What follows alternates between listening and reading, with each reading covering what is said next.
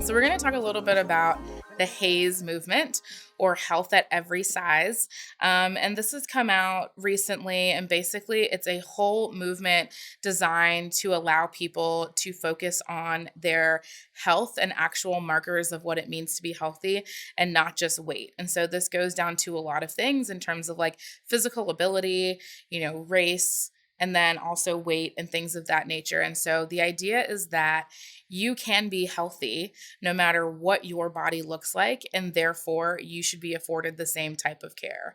One of the things that really creates a lot of issues, especially in the medical community, is that there's a lot of fat phobia there. And so individuals specifically that live in larger bodies tend to receive less care or less efficient care because when they go, the focus tends to be around their weight and how they are quote unquote unhealthy, right? And so that's not really fair. Like if you go to the doctor and you have a headache and all they tell you to do is lose weight, they don't prescribe you anything, that's not going to make you want to go to the doctor. And so the idea is that you can receive the same type of care of individuals who experience thin privilege when you're in a larger body. And so, I use the word thin privilege, and sometimes that makes people uncomfortable. And it's not a word that means anything negative. It just literally means that like you have the privilege of living in a thin or smaller body.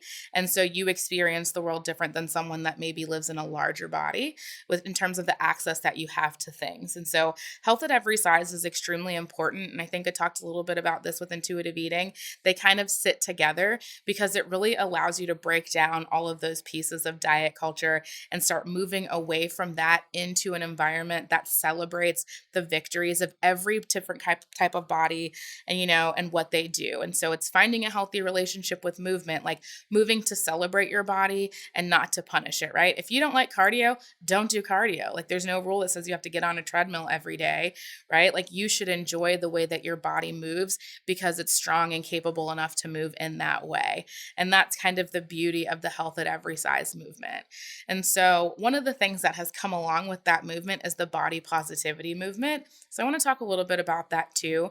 So body positivity is a little bit controversial, and I'll touch on that a little bit as well. But basically the idea is that you can feel positively about your body no matter what it looks like. So you can feel good if you're in a larger body, a smaller body, a differently abled body, depending on your ethnicity, all of these kinds of things. Like you can feel really good about how you are and you have a positive aspect of that.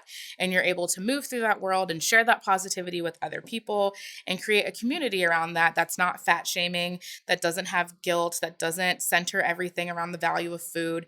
It's really just about like, I feel good about myself and I'm going to feel confident about myself regardless of what I look like.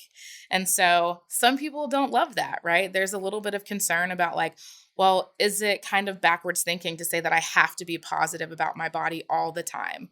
Because realistically speaking, even if you don't have issues with body image or anything like that, like we all have bad days. There are just days where you wake up and you're like, oh, I'm not feeling great, or like you don't like the way things are fitting or the way your hair is looking or whatever. And so some people say that body positivity can feel a little bit toxic, like there's not space for imperfection there. And so I always tell people, like, if body positivity is your jam, that's great. Like do that, feel great about your body, like rock that label, like do your thing. But if you're like, I don't even know if I can get there, then the thing for you to really think about is what would be the body acceptance movement, right? It's just where you're not really feeling like good or bad. You're just accepting your body for exactly what it is in this moment and allowing yourself to be thankful and grateful for the things that it does. That means you've got the bad days, you've got the good days. Some days you maybe don't talk about your body in the best way, but you can still accept that this is where you are and this is who you are today. And so one of the things that's really, really helpful with that is giving gratitude to the different types of your body that maybe feel problematic. And so one of the things that I always kind of say to people is like, those problem areas tend to sometimes feel like your stomach and like your thighs, right? So maybe if you're like fully abled, you're like, I'm really grateful for my thighs that attach to my legs that allow my body to move through every single day. And maybe you have kids and it helps allow you to hold your children and play with them and run around with them and do those sides of things, like you're accepting your body, you're grateful for your body, right? You're allowing it to do that thing. And even for your belly, right? Like being thankful for your stomach, like allowing you to eat that day and experience like a Cinnabon if it tastes good. And like you can feel like you're accepting that. And that's pretty good. And you don't have to love all of that, but it's okay for today.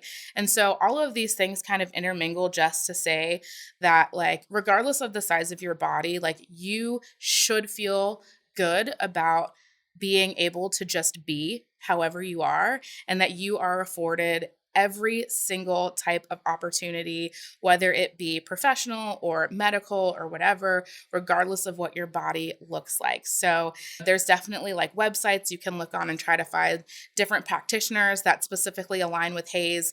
If that's what you want, you can look that up. And then again, when you're looking at that social media piece and kind of curating your page a little bit, look for some of those hashtags or some of those influencers that are moving in the body positivity, realm, or like moving in the body acceptance realm, and just trying to move yourself slowly in that space where you're allowed to feel like I feel good, like no matter the size of my body, because ultimately my worth has nothing to do with that.